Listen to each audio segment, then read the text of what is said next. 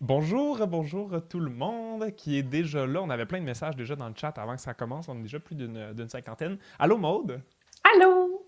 ça va bien? Oui, ça va bien, toi? Ben oui, ça va toujours bien. Bonjour à tout le monde qui se connecte. Dites-nous dans le chat si ça fonctionne bien, si vous nous entendez bien, Mhm. si vous nous voyez. Si jamais ça bug, n'hésitez pas à rafraîchir la page. Des fois, l'Internet fait ça. Et bonjour aux personnes qui nous écoutent en replay.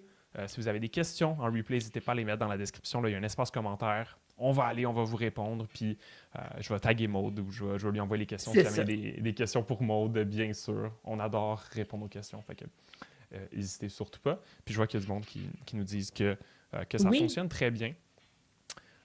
Cool! Ben, je suis vraiment content, Maude, que tu aies accepté mon invitation, là, puis que tu as accepté de faire ça avec moi parce que euh, ben, les taux de conversion, la conversion sur les boutiques en ligne, c'est comme, on va dire, un des sujets les plus fondamentaux sur je veux générer plus de ventes, grossir ma Ouais. business, avoir des bonnes performances, puis sans ça, on n'a un peu rien finalement. Là, c'est... C'est ça. C'est la base. Puis c'est un chiffre que, des fois, on se demande, ben, je veux améliorer mon taux de conversion. Comment je fais ça? Ça va être un peu de la magie noire, mais pas tant que ça, finalement. c'est vrai, pas tant que ça, parce qu'on a sorti, puis je vais partager mon écran. Voilà. Let's go. On a sorti ensemble les 7 points qu'on considérait les plus importants parce que finalement, on s'entend que pour augmenter un taux de conversion, il y a comme 1 million de choses qu'on peut faire. Là. Mm. Si tu vas si tu cherches sur Google comment augmenter mon taux de conversion, je pense que tu peux sortir 150 affaires qui est possible de faire, des plugins à installer, des ajouts, des retraits, n'importe quoi. Mais il y a comme des trucs plus importants que d'autres finalement. Fait que Mm. on a décidé de prioriser aujourd'hui puis d'essayer que ce soit C'est facile à ça. implémenter. Là. Exact. Y a-tu des. Euh, est-ce que dans le chat, tiens, je vais poser une question à tout le monde. Est-ce que vous savez ce que c'est un taux de conversion? Puis est-ce que vous considérez que le vôtre est bon sur votre boutique en ligne? Puis peut-être pendant que les gens répondent, Maud, tu voudrais-tu nous faire un genre de une phrase ou deux sur qu'est-ce que c'est le taux de conversion finalement? Puis qu'est-ce que ça signifie pour une entreprise qui ne sait pas c'est quoi? Excellent. Le taux de conversion, en fait, c'est le nombre de personnes qui vont arriver sur notre site et qui vont procéder à un achat. Donc, par exemple, si j'ai 1000 personnes qui viennent sur mon site et que j'ai 20 personnes qui achètent, ben, j'ai un taux de conversion de 2. Puis, ce qui est super intéressant au niveau du taux de conversion, c'est qu'il va fluctuer dans le sens où il y a des périodes qui vont être très, très bonnes. Si on pense au Black Friday, par exemple, où souvent les gens y arrivent, ils achètent, ils repartent. Donc, on va avoir des très, très bons taux de conversion. Et à d'autres moments, non. Donc là, c'est de voir, en fait, le taux de conversion, c'est le signal pour nous dire, ben, les gens, ils arrivent, ils achètent. Un taux de conversion qui est 5, avec lequel ça va bien, on va dire entre 2,5 et 3. Si vous êtes en bas de ça, ben, ça veut dire que ça prend beaucoup plus de monde pour générer des revenus, mais ça veut aussi dire qu'il y a peut-être sur le site web des lacunes, des choses qu'on peut améliorer, modifier pour atteindre ce fameux 2,5 à 3 là. Puis l'idée, c'est une moyenne. Parce que, par exemple, avoir 3 durant le Black Friday, c'est très facile. Avoir 3 en janvier, ça peut être plus difficile. C'est ça qui est plus touché. C'est bien vrai, ça fluctue dans le temps. On a été un petit peu impoli, on ne s'est pas présenté. Veux-tu Oui. commencer, Maud, par te présenter, puis je me présenterai après. Ou pas de problème. Fait que moi, dans le fond, je suis une experte Shopify. Moi, dans la vie, ce que j'aime faire, c'est des boutiques en ligne. Travailler avec Shopify, je suis fan fini. Et je fais de la construction, en fait, je construis des boutiques en ligne, mais je fais de l'accompagnement, du coaching aussi. Fait que si vous n'avez pas de boutique Shopify, puis vous ne voulez pas vous en occuper, je peux m'en occuper, mais si vous avez une boutique Shopify qui fonctionne tout croche, puis vous avez besoin d'aide, je peux vous aider aussi. Maud accompagne plein de nos clients, en fait. Puis Oui, c'est toujours, tu sais, quand nous, on est une entreprise qui vient à nous pour faire de la pub, puis qu'on le sait que le site a été fait ou accompagné ou refait par Maud, on est comme, c'est bon, c'est gagné, on le sait que ça va bien aller, puis on le sait que cette partie-là, en tout cas, est bien prise en charge. Après, on peut rien faire pour d'autres choses, mais au moins pour le site web, on sait que c'est bien occupé, puis que ça va amener des bons résultats aussi. Je me présente. Je m'appelle Charles. J'ai une agence de publicité qui s'appelle Antilope. On fait pas du tout des boutiques en ligne Shopify. Nous, on fait de la pub pour amener mm, le public vers ces boutiques-là. Fait qu'on fait de la pub sur Facebook, sur Google, sur Instagram, sur Pinterest, sur LinkedIn. On fait sur plein de plateformes finalement. Puis on accompagne beaucoup de boutiques en ligne, pas que, mais pour ce webinaire-ci, on va se concentrer sur notre clientèle qui est plus des boutiques en ligne justement. On travaille avec plein d'entreprises variées, dont plein qu'on a pris en exemple aussi au travers de ce euh, ce webinaire, mais on accompagne aussi les boutiques en ligne sur d'autres plateformes, évidemment, pas que Shopify, mais c'est sûr que c'est la plateforme qui réunit le plus de boutiques en ligne. Fait que nos recommandations d'aujourd'hui s'appliquent à toutes. Là, je vois qu'il y a la question dans le chat, mais c'est sûr que je pense que la passion et de Maude et des gens du e-commerce se dirige beaucoup sur Shopify. Oui, mais c'est une bonne plateforme. Mais effectivement, tout ce qu'on nomme aujourd'hui, ça peut fonctionner aussi. Ça avait une boutique WordPress, Wix, Squarespace, ça fonctionne. Yes. Puis d'ailleurs, oui. Tu me laisses la balle, c'est ça, parce que c'est moi qui ouvre le bal. Donc, la première chose, c'est les fiches produits. C'est vraiment là où c'est la première étape. Avant de rajouter n'importe quel plugin ou quoi que ce soit, on commence par regarder nos fiches de produits parce que les gens, quand ils magasinent, ils arrivent, ils ont un besoin. Fait que la première des choses, c'est est-ce que ma fiche de produit ou mes produits les plus populaires ou mon produit le plus fort, par exemple, les bénéfices du produit sont vraiment clairs et précis.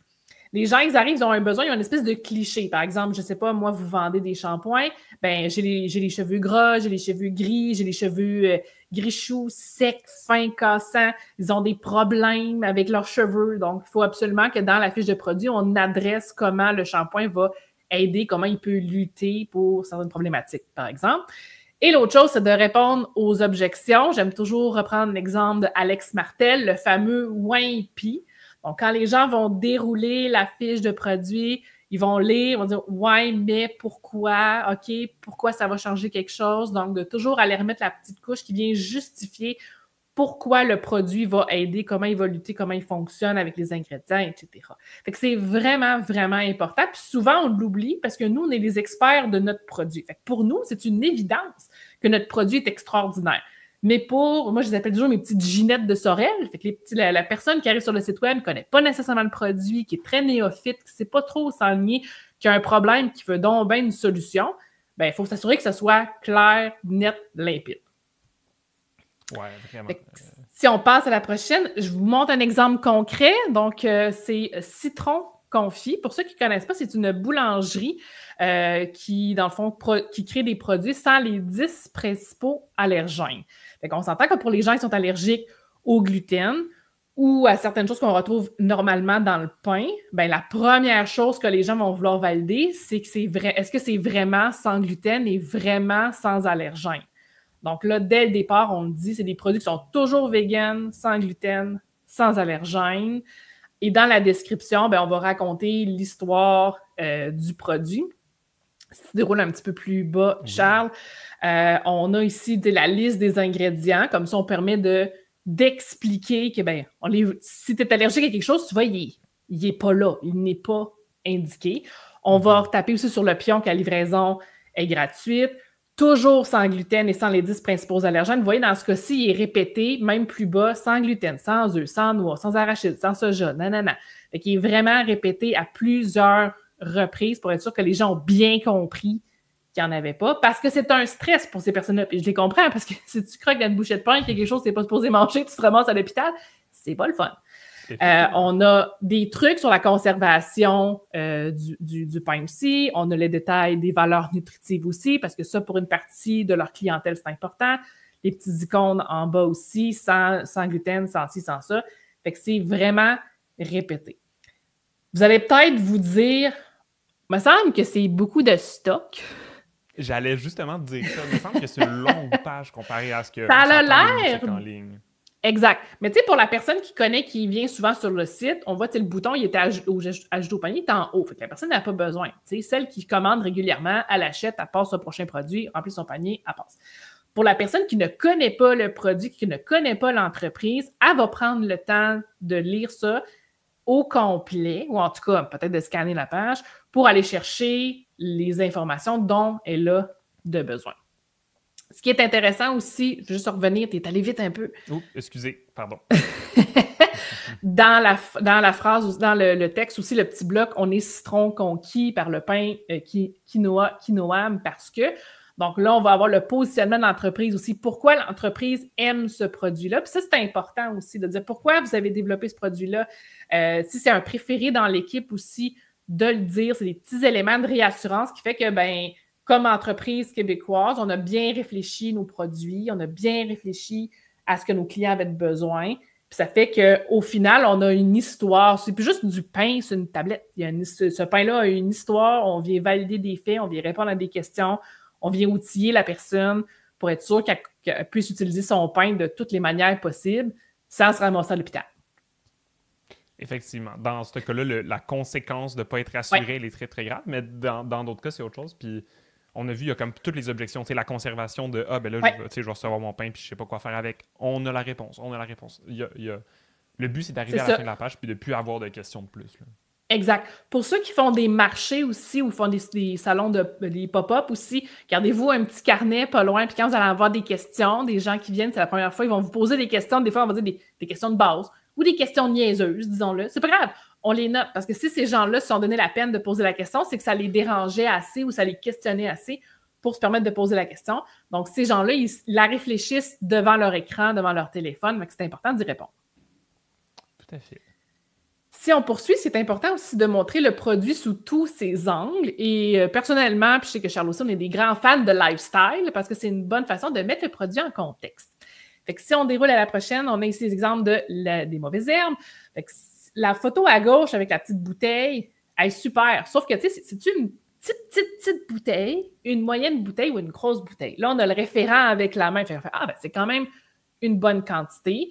Puis selon la quantité qu'on a de besoin, mettons c'est 1 ou 2 pompes, bien, on sait que ça va nous durer quand même longtemps. Si on a l'impression que c'est trop petit, ben des fois, les gens vont passer en disant c'est bien trop un petit format parce que c'est difficile d'évaluer parfois la quantité, à combien de temps ça va nous durer, etc. Si on déroule aussi, on peut donner un référent pour la taille, mais des exemples d'utilisation, c'est encore les mauvaises herbes ici avec leur cake vaisselle. On peut voir avec le référent avec la main, il est gros comment, le cake vaisselle, comment l'utiliser, comment ça fonctionne, de quoi ça a l'air dans la vraie vie. Parce que si moi, je suis une personne qui a entendu parler du cake vaisselle puis qui n'a jamais vu de quoi ça avait de l'air, ça peut me rassurer pour me dire que, OK, ça s'utilise comme ça, c'est pas trop compliqué finalement. Parce que faire des changements, c'est difficile. Quand on propose un produit qui est différent, souvent, les gens, de passer de leur vieille bouteille de Down à ça, il y a un step. Il faut leur expliquer. Oui, il y a quand même un step. Je suis certaine que ce produit-là fonctionne mieux que le Down, mais il faut l'expliquer. Tout à fait.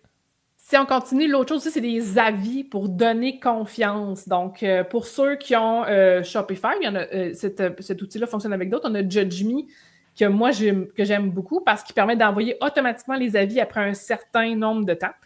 Puis ça, c'est important quand on a des avis, de les afficher sur le site. Surtout quand les avis, parfois, ils vont être plus que, tu sais, super, j'aime le produit. OK, c'est cool.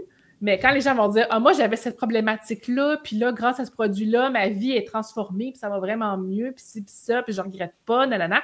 Puis même les avis, parfois, qui sont à mi-chemin. Tu sais, par exemple, les gens sont contents, mais nous, ça nous fait toujours un petit peu de peine, des fois, de recevoir un avis qu'on aimerait que les gens adorent tous notre produit. Mais des fois, ils me disent, je l'ai utilisé, puis finalement, je l'aimais plus ou moins. Ben, ça fait que la personne qui lit la fiche, si pour elle, la raison pourquoi la personne ne l'aime pas vraiment, c'est important, ben, elle va peut-être soit choisir un autre produit ou juste pas acheter. Fait qu'on évite de rajouter d'autres mauvais commentaires, en fait. Parce que les gens, ils veulent... Tu sais, quand tu reçois un produit, tu n'as payé pas puis tu es déçu, c'est poche. Puis nous, ben, ça nous donne aussi, si jamais il y a plusieurs avis négatifs, par exemple, ben, rentrer en contact avec les clients puis de réchapper à ça, soit en tout cas à tout le monde de proposer peut-être des solutions. L'autre chose aussi, des badges pertinents. Fait que là, avec tout ce qui se passe au sud de la frontière, on n'a jamais autant acheté Canadiens et Québécois en ce moment. Fait que le fameux petit, il y a les produits du Québec, là, il y a les petits seaux, les consos Québec, fabriqués au Québec, puis je ne sais plus c'est quel l'autre. Donc, il y en a le troisième, c'est ça. Fait que ces petits badges bleus-là, si vous êtes capable d'aller les chercher, allez les chercher d'un, puis affichez-les sur votre site web.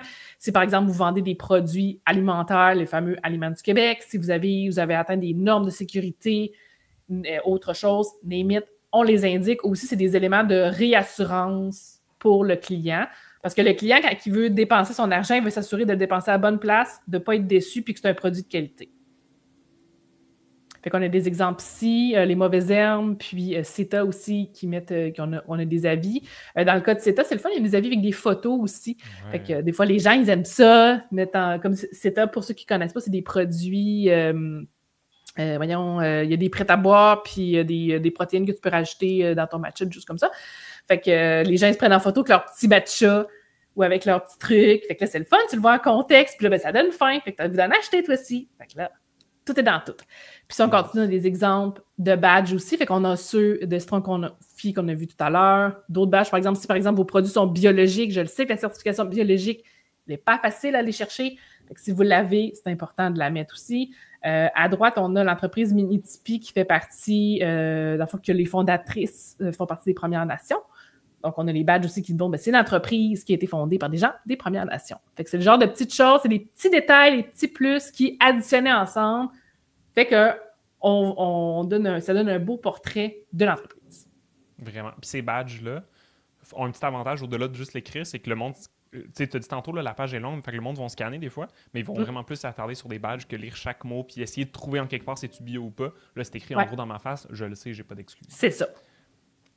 Je vais passer sur une erreur horrible, je pense, que font les boutiques en ligne, puis surtout quand c'est le temps de penser à son taux de conversion. Parce que si vous avez une boutique en ligne, vous avez peut-être aussi déjà pensé à je veux amener des gens sur mon infolettre, je veux inciter les gens à acheter. Puis là, souvent, la solution à peu près toutes les choses qu'on veut, c'est je vais mettre un pop-up. J'ai un concours avec d'autres partenaires. Hey, sais-tu quoi? Je vais afficher un pop-up. Je veux mettre des cookies sur mon site. Avec les lois aujourd'hui, il faut que je mette un pop-up. Je veux parler de mon programme de fidélité. Hey, je pourrais mettre une petite boîte à côté. Je veux afficher quand les gens font des achats. Je veux afficher des petites notifications pour dire Maude a acheté, Maude de la province de Québec a acheté ma brosse à dents sur mon site. Hey, je vais mettre un pop-up. Je veux mettre un chat pour que les gens puissent me contacter. C'est bon, je vais avoir un contact. Je vais mettre la fenêtre de chat qui s'affiche. Je veux une promo. Je vais mettre un pop-up. Puis là, j'ai même pas encore parlé de l'infolette. Je vais donner un 10% de rabais de mon infolettre pour que les gens s'inscrivent. Ben, je vais mettre un autre pop-up. Puis là, ça fait en sorte que quand tu arrives sur le site, là, je trouve que tu avais sorti une super bonne image pour ça. Tu arrives sur un site, tu as cliqué sur un lien, tu sais, mettons, que ta sœur t'a partagé. Tu as cliqué sur un lien que ta sœur t'a partagé pour aller voir un produit. Puis là, tu as 8 clics en arrivant sur le site. C'est pas pour ajouter au panier, c'est pas pour l'acheter, c'est pas pour payer. C'est juste pour faire tous les petits X de les cookies. Non, j'en veux pas. Le concours, non, j'en veux pas. C'est quoi ça? Non, X. Puis là, il y a un pop-up par-dessus un pop-up. Puis c'est encore pire sur mobile parce que sur mobile, t'as pas comme plusieurs places sur ton écran. T'as juste une fenêtre dans ta face avec 12 couches de 1000 call to action. Toi, tu voulais juste voir le produit. Puis là, ben, faut que tu passes au travers de comme 14 questions. Puis là, des fois, les pop-up pour les fermer, c'est comme non, je ne veux pas un rabais, je suis une mauvaise personne. Puis là, faut que tu sais, c'est beaucoup trop. Puis oui, les pop-up, ça peut amener des bons résultats. Oui, un pop-up qui nous propose de s'inscrire à l'infolette, ça peut être très, très puissant. Puis c'est extra pertinent pour amener des gens sur ton infolette. Oui, un pop-up qui parle d'un concours, d'une promo, c'est très puissant, etc. Mais on ne peut pas les combiner. C'est pas un effet qui se multiplie à l'infini en disant j'ai 2 pop-ups, ça va être 2 fois plus efficace qu'en avoir un seul, puis si j'en ai 8, ça va être 8 fois plus de résultats. Ça ne marche pas, ça dérange les gens, ça alourdit le site, c'est difficile de les faire fonctionner sur mobile pour que ce soit facile à fermer. Bref, on ne peut pas les empiler comme si c'était des crêpes dans un brunch ou est-ce que c'est juste all you can eat puis tu veux juste plus de crêpes une par-dessus l'autre, ça ne marche pas. Donc, bref, on a déjà tout été tannés de pop-up. Il faut faire attention, il faut les maîtriser dans comment ils s'affichent, combien on affiche, puis qu'est-ce qu'on veut prioriser dans nos pop-up finalement. Donc, règle générale, là, moi ce que je vous recommande, c'est un pop-up plus celui des cookies, c'est généralement suffisant. Celui des cookies aujourd'hui, difficile de l'éviter. Si vous n'en avez pas, c'est le temps d'y penser, à le mettre en place aussi pour respecter ces règles-là au niveau du tracking. Il y en a qui vont le mettre juste en une barre discrète en dessous. Je ne sais pas c'est quoi, moi, ton avis, mais nous, en publicité, ce qu'on s'est rendu compte, là, pour les cookies en particulier, c'est que si c'était trop discret, les gens ne le cliquaient pas, donc n'acceptaient pas le tracking, l'ignoraient, puis ça nous réduisait nos résultats, puis ça réduisait ça. Quand il y a un peu plus in your face, donc oui, un pop-up ou une bonne barre en bas de son site, les gens y répondent plus, puis ça va être un peu plus efficace. Fait que c'est un peu un mal nécessaire pour celui-là. On n'a pas grande façon de le contourner. Oui, on peut pas le contourner, il faut qu'il soit là. Puis je partage ton avis, effectivement, que j'aime mieux qu'il soit un peu plus évident puis qu'on le ferme tout de suite. Comme ça, il n'est plus là, plutôt que de le traîner pendant 12 pages. Puis des fois, il va nuire à certains boutons, comme par exemple les boutons de programme de fidélité, le chat en ligne ou des fois le panier, tout dépendant de l'interface, comment elle est faite. Fait que oui, j'aime mieux mettre dans ma face pour qu'on accepte ou qu'on refuse, puis après ça, on passe à l'autre chose. Exact. Puis après ça, ben c'est sûr que bon, les cookies, c'est pas l'objectif marketing numéro 1. Fait qu'après ça, oui, OK, on peut mettre un pop-up qui va avoir un objectif clair, qui va être là. Puis, recommandation par rapport à ça, ajoute un délai pour éviter que tu ailles tout dans ta face d'un coup. Les gens viennent pas sur le site pour avoir un pop-up. Les gens viennent pas sur le site pour s'inscrire à ton infolette. Ils venaient sur le site parce qu'ils ont cliqué sur un lien pour un truc spécifique. Puis c'est peut-être pour voir un produit, c'est peut-être pour un article de blog, c'est peut-être pour quoi que ce soit. Mais un petit délai. Oui, ça va réduire le nombre de personnes qui vont le voir, ce pop-up-là. Si tu mets même un 3, 4, 5 secondes, ça va le réduire. Mais ça va vraiment réduire le taux d'agression que les gens vont ressentir quand ils vont arriver sur ton site. En plus qu'il y a déjà le pop-up des cookies qu'on ne va pas attendre avant de l'afficher. On va l'afficher dès le début. Exact. Puis, je vois dans le chat, je vais y répondre en même temps. Est-ce qu'on met un pop-up de sortie qui va s'afficher quand notre souris s'en va? Ça peut être quelque chose à tester, dépendamment des objectifs. Mais encore là, je regarderai qu'est-ce que je veux vraiment prioriser, puis est-ce que ça change quelque chose à mon expérience client. Ça peut être fait, ça peut être à essayer aussi. Puis finalement, teste la version mobile. Il y a trop de pop-up qui s'affichent très, très bien, en beau plein écran sur l'ordi. C'est tout beau, c'est tout cute. Puis là, tu arrives sur mobile, puis il s'ouvre, puis là, ça fait en sorte que tu peux glisser horizontalement. Je sais pas, moi, tu as déjà vu ça. Là. Ouais. Ton site marche bien sur mobile, puis ton pop-up, il dépasse de ton site. Puis là, il faut que tu scrolls pour aller chercher ton X. Ou le X, il se voit pas. Puis là, il faut comme que tu rafraîchisses la page pour le trouver. Il faut que ce soit facile à fermer, facile à cliquer, que ça prenne ton écran, mais que tu n'ailles pas à défiler de partout pour voir le contenu. Vraiment. Exact. Important. Exact. Puis si on a une photo, par exemple, on va leur mettre la photo en haut puis le texte en bas. Parce que des fois, quand on fait moitié-moitié, ben, ça fait des lignes de un mot, ce qui n'est pas très agréable. C'est vrai. Puis j'ai sorti un exemple, puis c'est drôle, j'ai retrouvé les mauvaises herbes parce que je trouvais que c'est un bel exemple avec un beau pop-up, puis je me dis que ça va être un beau cas d'étude. Premièrement, quand tu arrives sur le site, tu as le pop-up des cookies. Fait que tu peux accepter, tu peux refuser. Puis tu vois, il n'est pas 100% in your face, mais c'est pas non plus une petite barre discrète. Là. Tu veux le fermer pour que tu prennes, je sais pas, peut-être un 1/8 de ton écran, quelque chose comme ça. Puis après ça, quelques minutes plus tard, c'est pas instantané non plus sur le site des mauvaises herbes. Tu as un autre pop-up sur l'infolette. Puis le hook est vraiment bon. Là. Je ne lis jamais d'infolette sauf la vôtre, là, entre guillemets. Vraiment, vraiment excellent. Mais c'est simple. Le X est là. C'est clair. Bon, là, je ne l'ai pas mis sur mobile, mais il se ferme bien sur mobile aussi. Et ça s'arrête là. On n'en a pas 12. Il n'y a rien qui s'est empilé. Là, on l'a vu. Ça, c'est quand je suis arrivé sur le site. J'avais direct mes produits. Puis là, j'ai pris la page de collection de produits, mais ce serait pareil si j'arrivais sur l'accueil ou sur une fiche produit en particulier. J'en avais pas 12 affaires à fermer. J'en avais juste une. Et c'est réglé. Puis une fois, un peu plus tard, je vais me faire inviter à quelque chose d'autre. Puis c'est tout. Simple comme ça. Je te relance la base, Maude? Tu voulais parler de livraison gratuite? Oui, la livraison gratuite, parce qu'on le sait, nos clients, ils n'aiment pas ça, payer la livraison. Et on est toujours pogné dans le sweet spot de je veux pas que la livraison coûte trop cher à mon client. Par contre, moi, je peux pas tout le temps la donner parce que ça me coûte 10, 15, 20 $ expédier mes produits un peu partout à travers le Québec et le Canada. Ce qui est important aussi, c'est que des fois, il faut faire l'espèce de moyenne entre ce que moi, je peux me permettre au niveau de ma marge et aussi qu'est-ce que les gens mettent en moyenne dans leur panier. Exemple, si, par exemple, je mets ma livraison gratuite à 150, puis que ça prend 15 produits pour me rendre à 150, mais que les gens en achètent en moyenne 3 ou 4, ça ne fonctionne pas. Donc, il faut vraiment prendre le temps de réfléchir et de faire des simulations. Puis, il faut que ce soit quelque chose qui soit assez atteignable ou alléchant pour que les gens puissent se rendre. Si tu continues à la slide suivante. Première des choses, c'est qu'on analyse notre panier moyen. Dans Shopify, on est capable de l'avoir facilement. On veut regarder, puis on a le panier moyen, par exemple, du premier achat, mais on veut voir aussi le panier moyen des achats subséquents. Donc, si on a des gens qui ont acheté 2, 3 puis 4 fois, on veut voir c'est quoi la moyenne du panier moyen. Est-ce que les gens rachètent la même chose? Parce que des fois, on voit des scénarios où les gens, ils achètent comme un produit pour tester. Puis après ça, ben, ils vont racheter, là, ils sont convaincus, fait qu'ils en rachètent 3, 4, 5, 6 d'un coup. Ou à l'inverse, ben, par exemple, ils vont acheter beaucoup au début, mais peut-être moins plus tard, donc pour un refil. Donc, c'est à évaluer aussi. Idéalement, ce qu'on veut, c'est proposer la livraison gratuite en ajoutant 1 ou 2 produits au-dessus du panier moyen. Donc, par exemple, si on estime que notre panier moyen, il est à... Je pense que c'est un slide après avec des chiffres, fait que je vais attendre. Okay. Là, on va le voir pour ça. Et finalement, proposer des ensembles de produits qui atteignent la livraison gratuite. Ça, c'est le fun parce que ben, les gens, souvent, quand c'est pour un cadeau, si vos produits se beaucoup en cadeau, Ben, c'est le fun de l'ensemble de produits parce que ça fait un beau cadeau comme déjà tout prêt. Merci, bonsoir. Et on atteint la livraison. Fait que ça, c'est le fun. Si on a des produits qui s'utilisent beaucoup en combo ensemble, on va vouloir proposer des ensembles aussi. Ça facilite la décision pour le client quand on a beaucoup de produits.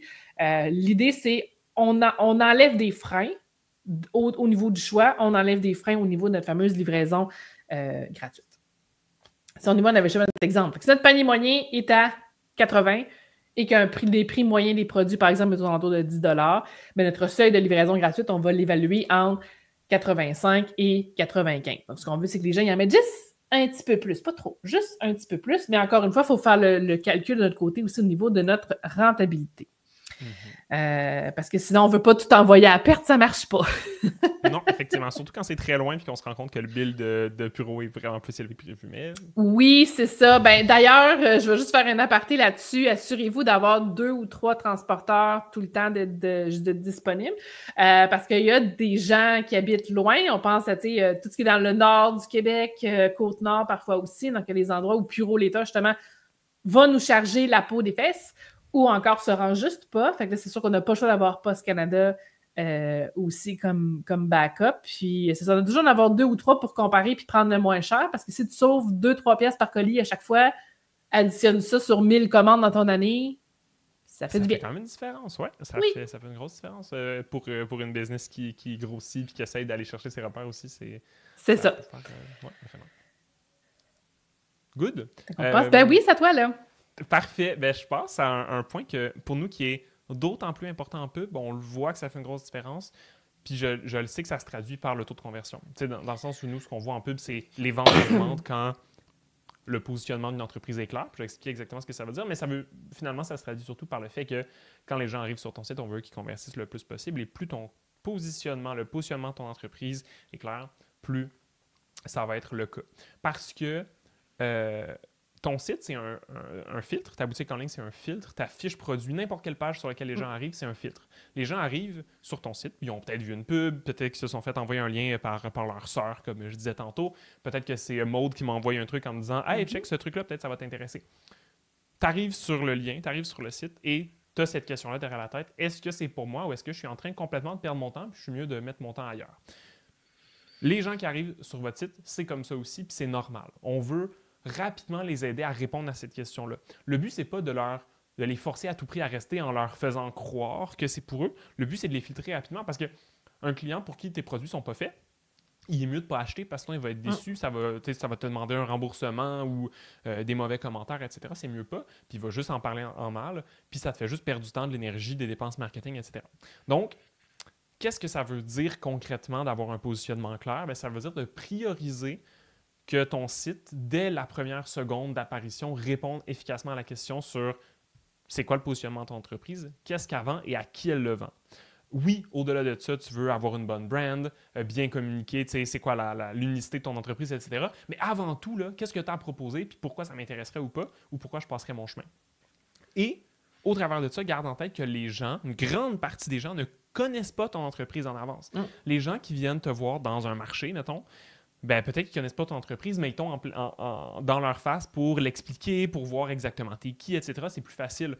Mais quelqu'un qui arrive sur le site, il est peut-être assis dans l'autobus entre 2 stations, puis il ne faut pas qu'il manque son arrêt. Fait que tu n'as pas beaucoup de temps pour le filtrer puis pour prouver si c'est intéressant ou pas. J'ai mis des exemples parce que je trouve que ça illustre au mieux qu'est-ce que je veux dire par là. On reprend notre exemple des mauvaises herbes. Je n'avais pas remarqué que j'avais sorti autant d'exemples dans la même compagnie, mais je trouve que c'est un très, très bon exemple, les mauvaises herbes. Mauvaises herbes qui vendent quand même plusieurs sortes de produits, et de soins corporels, et de maisons naturelles. Ils vendent aussi des ingrédients pour faire toi-même tes propres produits, ainsi de suite, puis ils les vendent aussi déjà prêts, etc. Ils ont plein de choses qu'ils vendent, finalement. Mais sur leur page d'accueil, tu défiles juste d'une shot et tu vois ça. Soins rebelles inspirés de la nature, plonge avec nous et fabrique tes produits corporels et tes soins ménagers, ou opte pour nos cosmétiques botaniques et nos produits respectueux de l'environnement. Oui, ils ont beaucoup de produits, mais ils ont réussi à nous l'expliquer en une phrase, qui, oui, est une phrase qui contient beaucoup de choses, mais qui me permet quand même d'évaluer, et en plus avec les images, avec les 3 boîtes que je vois devant moi, est-ce que j'ai le goût d'avoir ça, ou est-ce que je ferme le site et je passe à d'autres choses, puis je vais m'acheter mes produits ménagers chez Walmart. c'est peut-être pas les deux seules options que tu as, mais dans tous les cas, l'option, c'est est-ce que je reste ou est-ce que je pars? Là, c'est clair, je vois qu'est-ce que c'est. Puis ensuite, je vais découvrir c'est quoi qui rend chaque produit unique, à quel point c'est une entreprise cool, avec une brand cool, avec une identité qui est chouette aussi, etc. Mais c'est clair, je m'en vais où je reste. Ça m'intéresse ou ça m'intéresse pas. Puis j'ai pas à chercher sur 4 pages pour comprendre si c'est fait pour moi ou si ce l'est pas. Ouais. C'est quelque chose, je ne sais pas si c'est très, je dis cliché ou caractéristique du Québec. On aime ça, choisir des entreprises. Quand on choisit une entreprise ou un produit, on devient un peu le porte-étendard. Quand on a le produit, on en parle à tout le monde. Puis c'est donc bien le meilleur produit sur la Terre.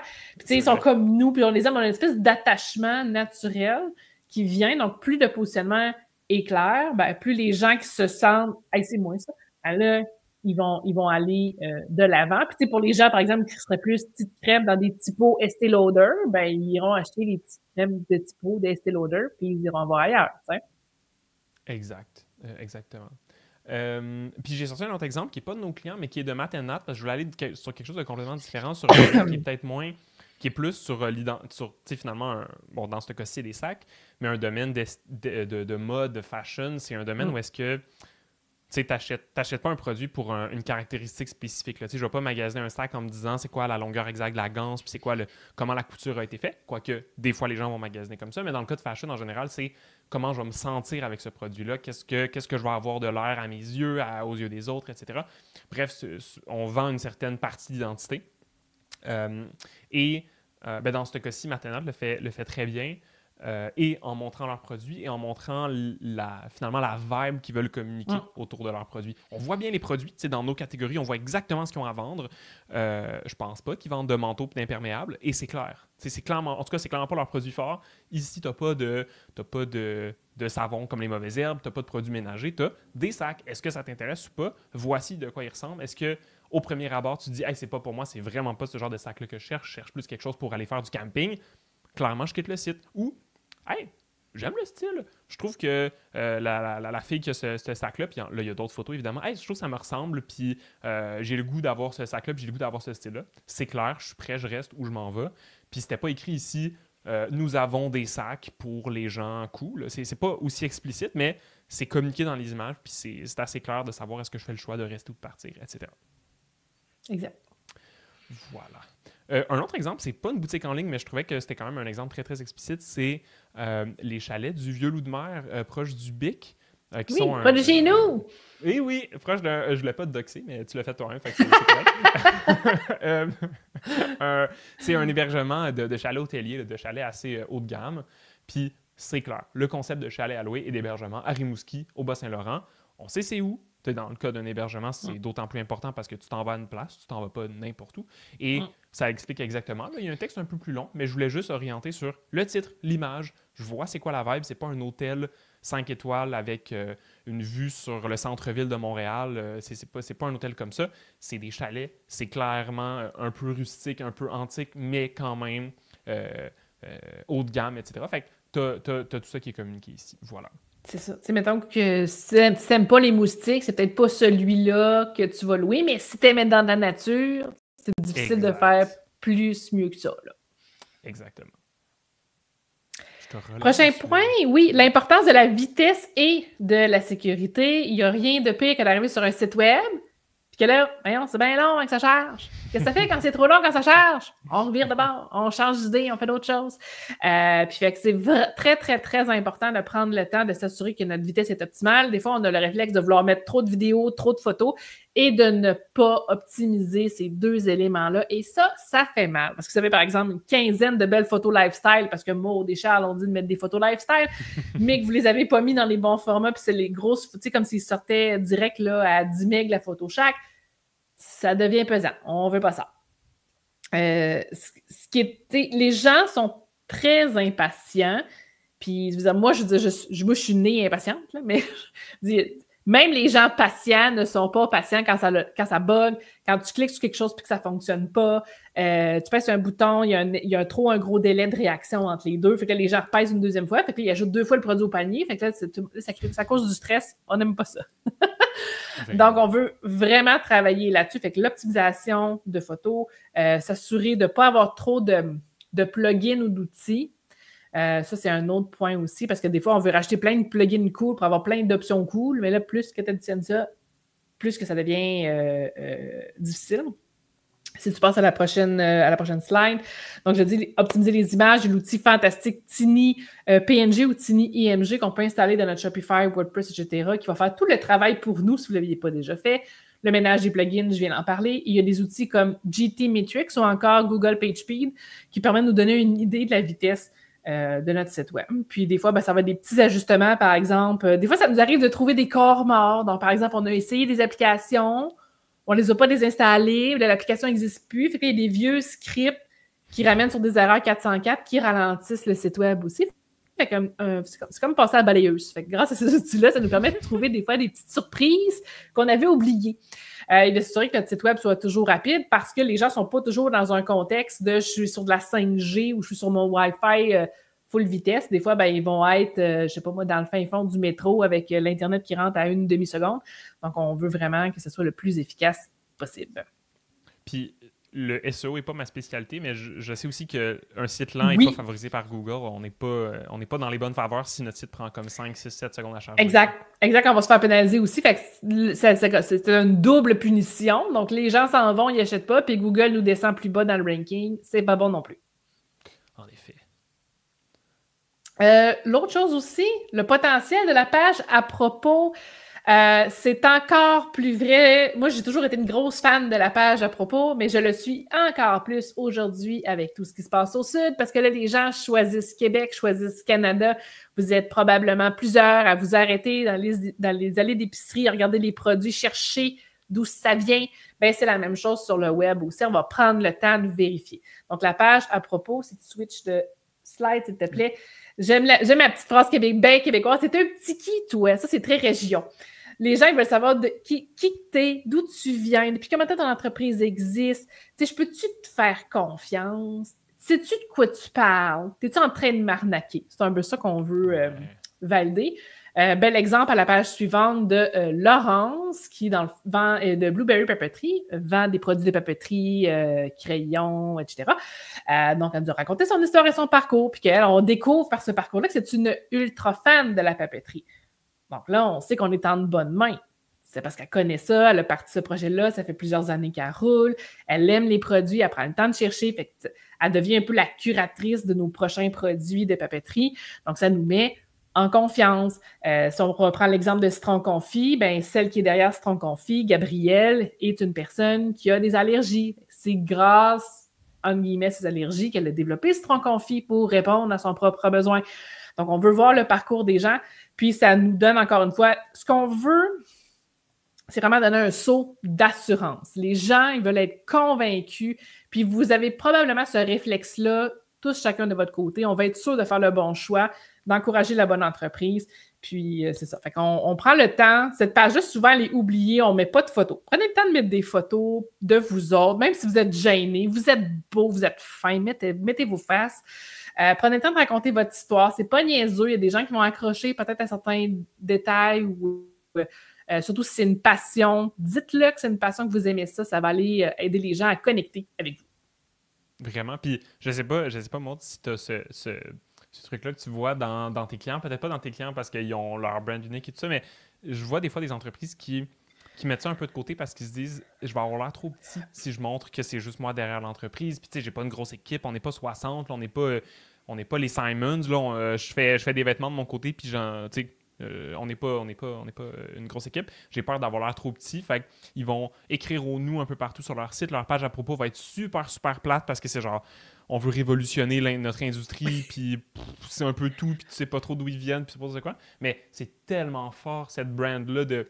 Puis je trouve que tu le résumes bien par la petite Laurence, mettons, mais tu sais, d'être capable de dire voici qui on est derrière l'entreprise, et c'est pas grave si vous êtes petit, mais ça rajoute un énorme avantage, là. Encourager une petite entreprise, c'est vraiment pas le même genre d'achat que acheter des produits de papeterie, dans ce cas-ci, sur Amazon ou aller dans une grande surface pour acheter. Tu magasines pas avec les mêmes contraintes, les mêmes pensées. Tu vas pas voir le prix de la même façon non plus. Fait que ça fait une grosse différence.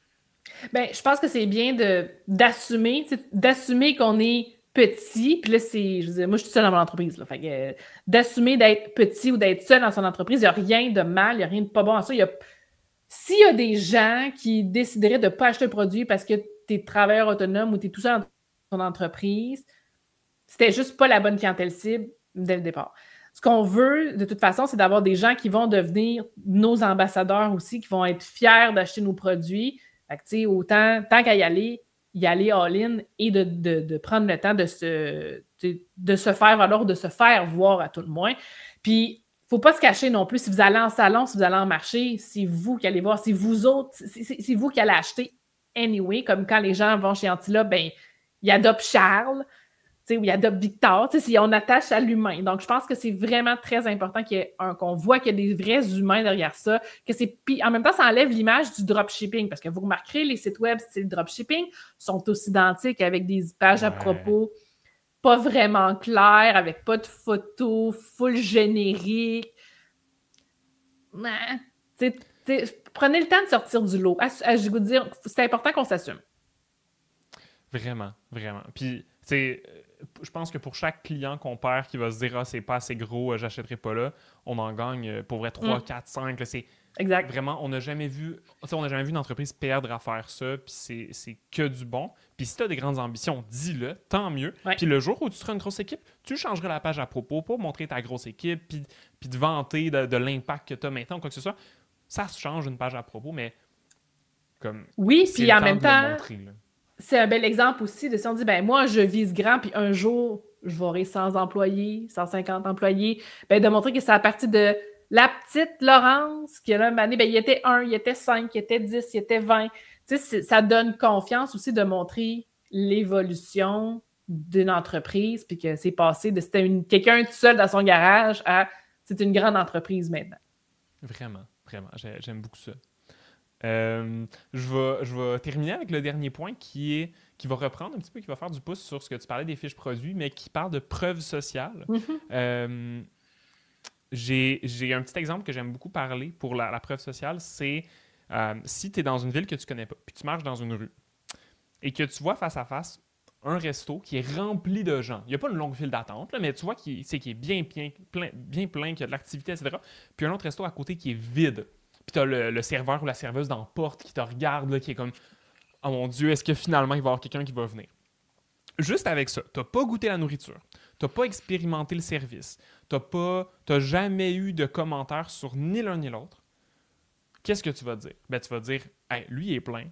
Clairement, les gens ils savent ce que moi je sais pas. Clairement, le resto doit être meilleur, le service doit être meilleur. Il y a quelque chose là qui est mieux que le resto complètement vide de l'autre bord de la rue, qui finalement est exactement au même endroit, mais qui a l'air vraiment plus vide. » C'est pour ça que les restaurants vont placer les gens d'un fenêtre en premier pour montrer qu'il y a de l'activité dans leur resto versus les placer au fin fond puis avoir l'air d'un resto complètement vide. Puis c'est un effet qui est extrêmement puissant parce que ça nous donne confiance dans nos décisions de savoir que des gens qui les ont déjà prises avant nous, savoir qu'on n'est pas les premiers à faire un chemin dans un champ, de savoir qu'il y a déjà des gens qui sont passés puis que le champ est tapé. Là. Je ne sais pas pourquoi j'ai pris cet exemple-là, mais de savoir qu'il y a déjà des gens qui ont tracé ce sentier-là avant nous, vraiment, vraiment fort, ça fait une énorme différence sur nos résultats. Fait que oui, on rajoute des témoignages, on veut montrer que des gens ont déjà vécu l'expérience qu'on propose avec nos produits.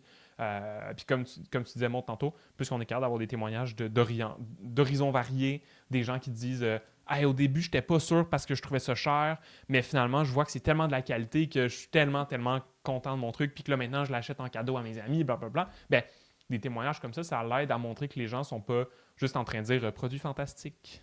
Yes, ça ne veut pas dire grand-chose. T'sais. Fait que énorme avantage, mais il y a d'autres façons de faire de la preuve sociale. Puis une façon qui est très facile, c'est d'afficher ton nombre de clients, de clientes ou de produits vendus.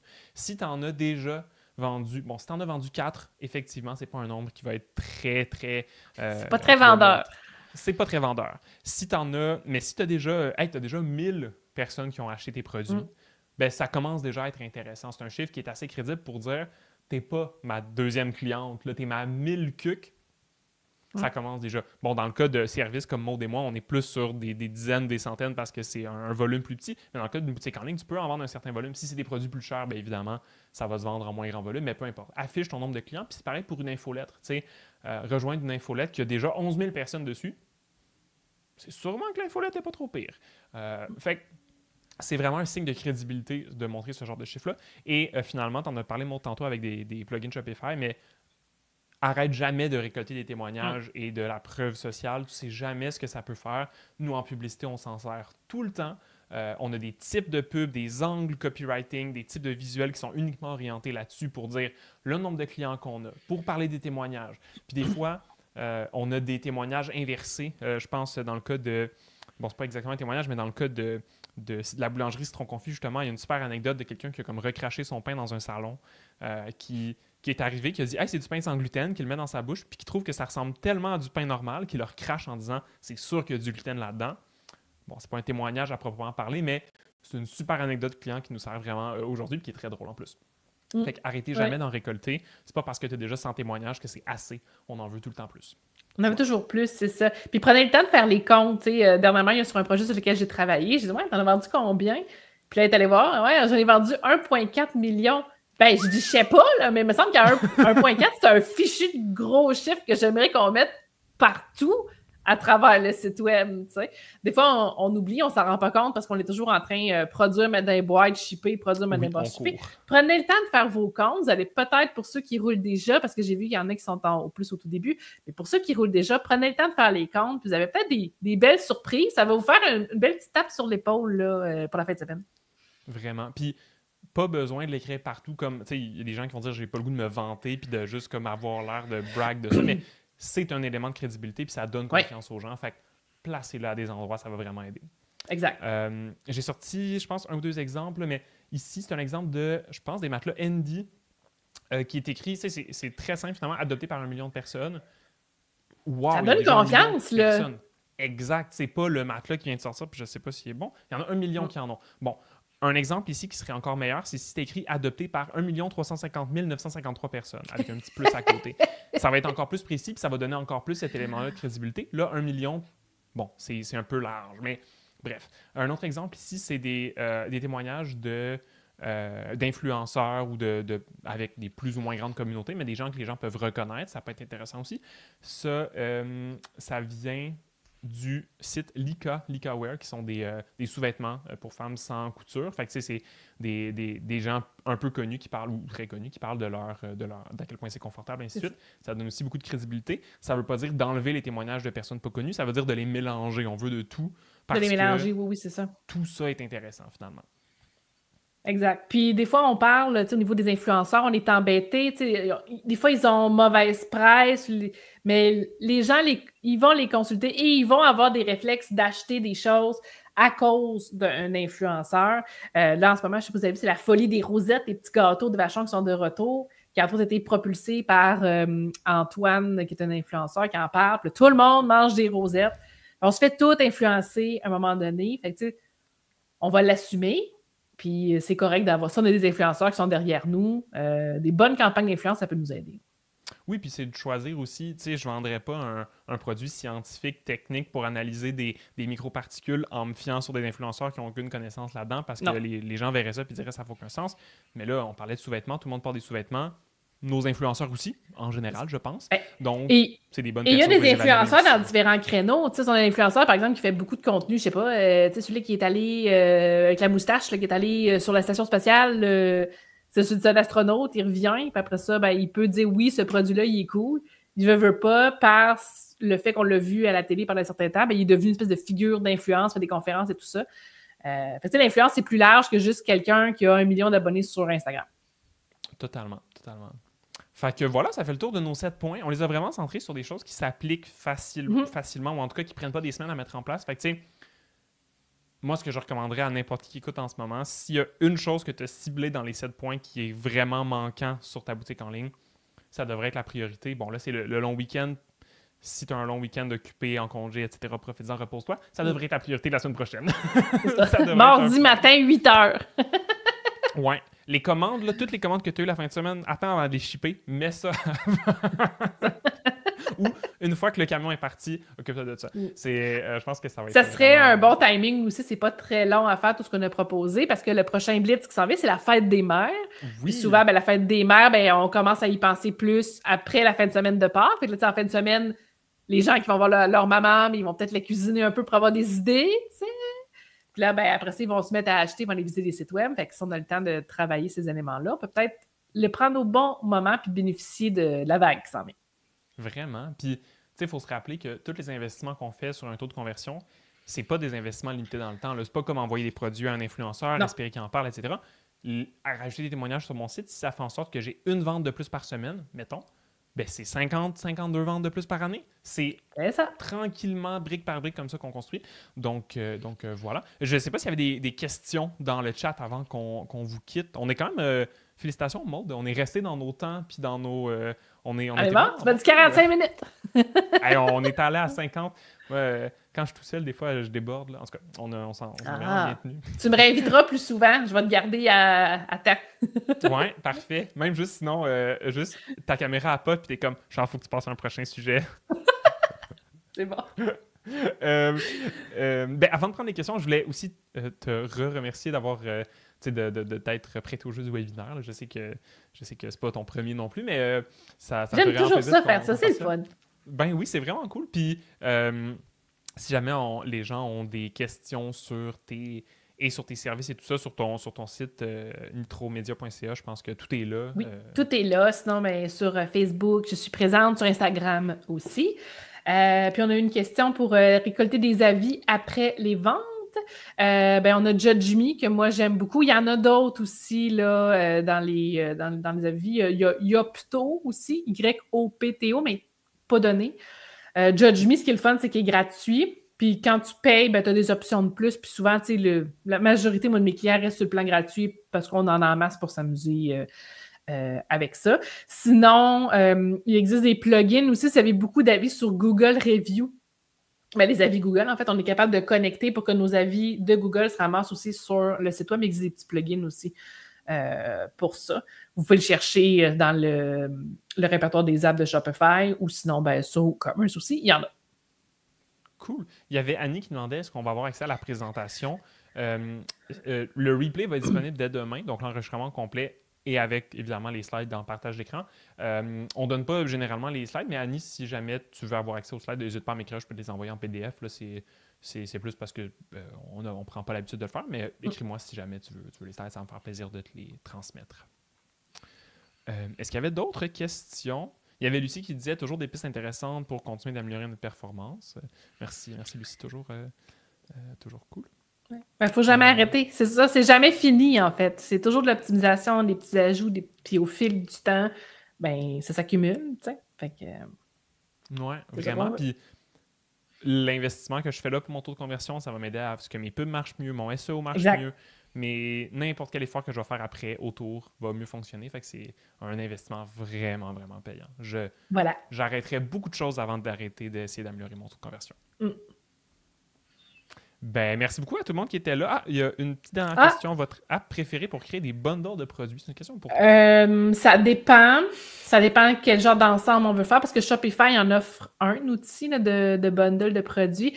Ça dépend de la flexibilité qu'on veut. Sinon, une autre qui est populaire, c'est Kitenzo, le Bundle Builder, qui permet aussi de le faire, mais encore une fois, ça dépend vraiment des fonctionnalités qu'on veut faire.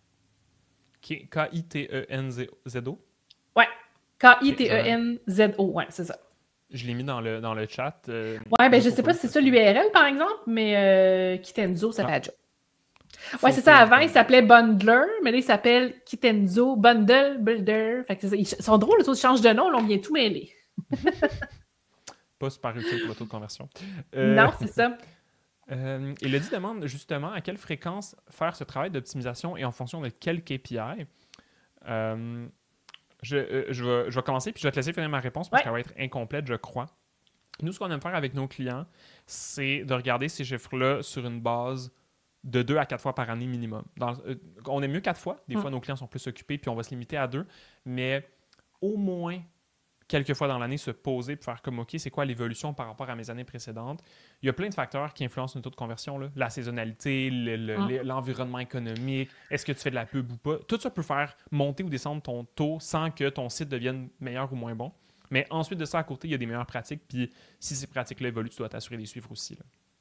Exact. Je t'avoue que moi aussi, là, c'est ça, idéalement, je dis aux saisons. Fait qu'un 4 fois par année, on va voir. Fait que souvent, en janvier, en début d'année, après ça, ben, l'espèce de période où on est là, avril, entre Pâques, la fête des mères.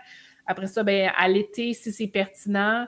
Puis sinon, ben, la période juste avant les fêtes, donc, tu sais, août-septembre, c'est là où on va faire un autre blitz en prévision des fêtes. C'est toujours d'être à l'affût de qu'est-ce qu'on pourrait rajouter. Peut-être si on a fait des marchés, des questions, des choses qui ont popé, que c'est vrai, on pourrait rajouter ça. Là, on n'a pas parlé non plus des articles de blog, mais c'est pas des fois de réécrire des articles de blog, du contenu de plus qui va venir soutenir puis aider les gens à faire un choix. Fait que c'est ça. Fait que oui, il faut le faire vraiment de façon régulière, pas obsessionnelle, mais régulière. Vraiment. Il y a plus de travail au début si tu pars de plus loin. Oui, c'est ça. Mais la maintenance va être quand même très, très bon. Exact. Sébastien, il y a une question sur Google Merchant Center. On n'en a effectivement pas parlé. C'est intéressant. Du côté de Shopify, on est capable de connecter Google avec notre Shopify, en fait, qui permet que nos fiches de produits s'ajoutent. Fait que ça, effectivement, c'est un plus. Ça prend quelques secondes à faire. Ça se fait bien. C'est un bel ajout, mais c'est sûr que c'est juste le début, dans le sens où ça fera pas... Ça aide, mais c'est pas... Il faut mettre du temps sur Google après, selon moi, pour que ça vaille la peine. Oui, puis c'est plus une stratégie, tu sais, on n'a pas parlé parce qu'on est plus sur le taux de conversion, mais c'est plus une stratégie pour acquérir du trafic et de la visibilité de ce côté-là. C'est ça. Il y avait Evelyne qui demandait, faites-vous des formations sur les automatisations d'infolettres? On a pas mal de contenu gratuit là-dessus. Nous, on n'a pas de formation. Je ne sais pas, Maud, si tu as un volet de ce côté-là. Mais ça m'arrive, moi, d'accompagner de mes clients pour faire leur automatisation d'infolettes dans Shopify. Donc, des pistes, c'est pas moi qui le fais, mais tu sais, de leur dire, OK, ben on va monter la structure comme ça. Là. Après ça, je donne des devoirs, puis crée leur contenu et ces choses-là. Fait que je peux aiguiller, mais c'est ça. Il faut que ce soit en lien avec une boutique Shopify. Un peu pareil de notre côté, on n'a pas de formation là-dessus, mais Evelyne, si jamais tu ne trouves pas chaussure à ton pied, n'hésite pas à nous écrire, puis on peut peut-être... On en connaît du monde. On connaît quand même pas mal de monde. Cool. Je vois qu'il n'y a pas d'autres questions. Je vais temporiser un genre de 20 secondes de plus, le temps de voir si quelqu'un nous écrit. Attends, j'ai une dernière question. Sinon, je vais faire... merci à tout le monde qui était là. Ça a été un plaisir. Si jamais en replay, vous écoutez et vous avez des questions, l'espace commentaire en dessous est là et ça va nous faire plaisir de vous revenir. D'ailleurs, dans la description aussi, il y a d'autres liens pour aller sur le site, notamment de Maud, voir ses services et tout ça. Comme je disais tantôt, nous autres, quand on voit qu'un de nos clients s'en va travailler avec Maud ou nous vient de là parce que le site a été fait par Maud, toujours très, très content parce qu'on sait que ça va être payant pour cette entreprise-là. Fait que c'est pas...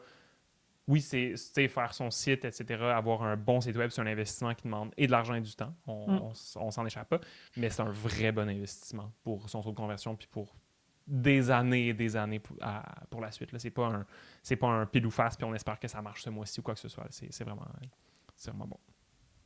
Good. Merci. Merci tout le monde. Passez une super belle journée. Puis, on se revoit bientôt.